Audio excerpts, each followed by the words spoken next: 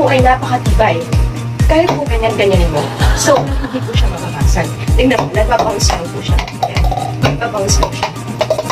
Ayan. Sobrang tibay niya. Hindi siya nababasag. Kahit minsan pa ipok-pumili ng martilyo, bumili ng gunting, sobrang tibay niya. Wow. Kaya ano pang hinihintay nyo? Tumawag na kayo.